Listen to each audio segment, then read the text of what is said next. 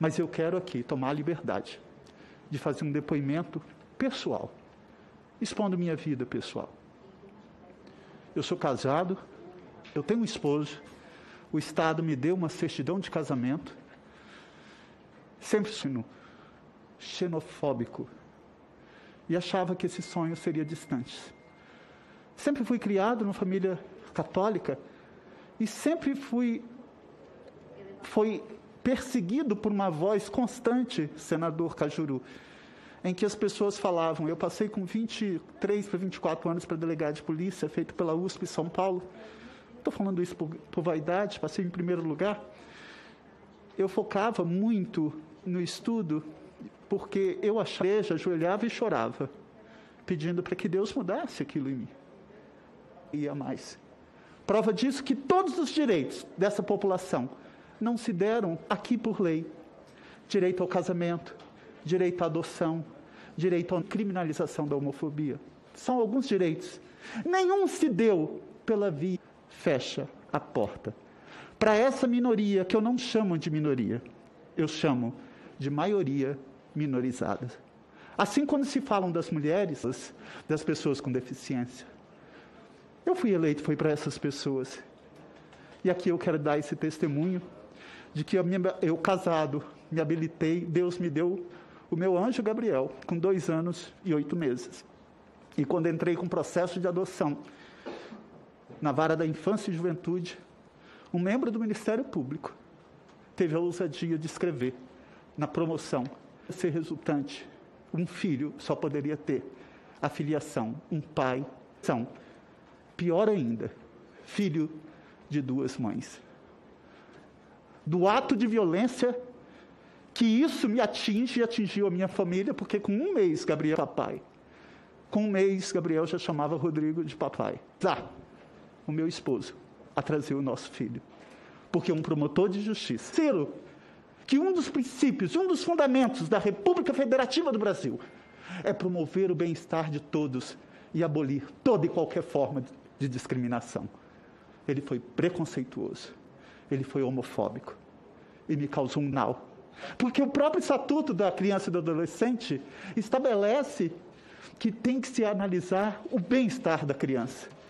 Em nenhum momento, ele não satisfeito, apelou e foi para o Tribunal de Justiça, determinando a inscrição da dupla paternidade, que esse comportamento não coaduna com a função, a instituição, tutela jurisdicional do Estado. Eu bati a porta como um simples cidadão, junto ao Conselho Nacional do Ministério Público. E foi ali, que eu nunca tinha encontrado na minha vida Dr. Reinaldo, como nenhum conselheiro. E foi ali que foi decidido. No momento, eu verifiquei que aquilo que a minha mãe dizia, que usasse, mas nós temos que entender que essa vida é muito rápida, que a digital, qual é a digital que nós vamos deixar aqui para os nossos filhos, para as nossas filhas? Agora, na pandemia, Deus nos deu Mariana, com 1 ano e 10 meses. E, novamente, manifestação, aquecendo, determinando, concordando com a dupla paternidade. Eu tive que expor minha família.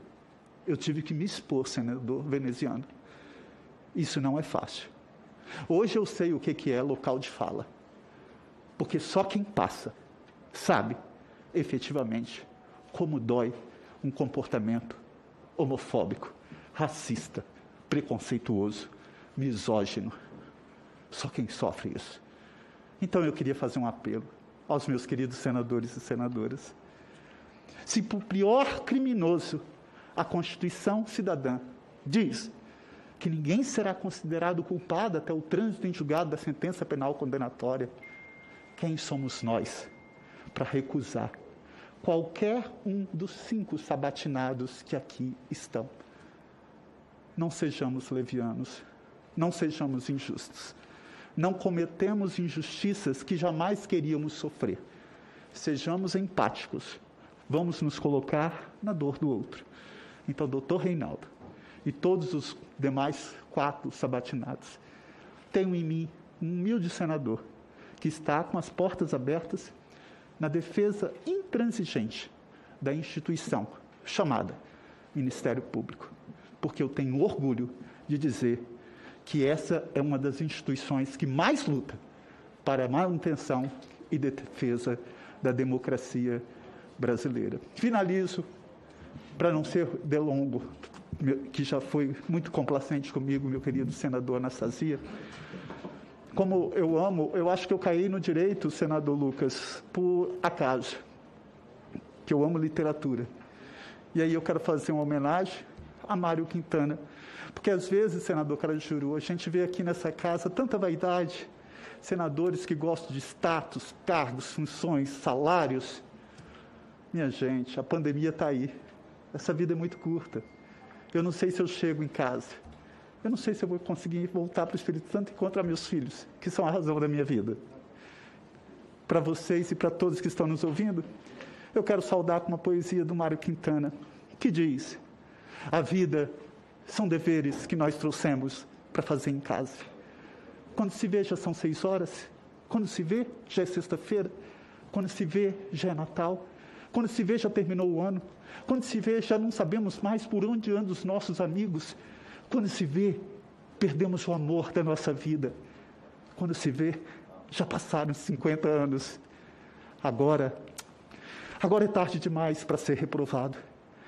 Se me fosse dado um dia uma oportunidade, eu nem olharia o relógio. Eu seguiria em frente, seguiria em frente. Diria para os meus amigos: olha, vocês são extremamente importantes para mim. Eu seguraria o meu amor, que está muito à minha frente, e diria: eu te amo. Dessa forma eu digo: não deixe de fazer algo que goste, devido à falta de tempo. Não deixe de estar com quem você ama, por puro medo de ser feliz. A única falta que será desse tempo, que infelizmente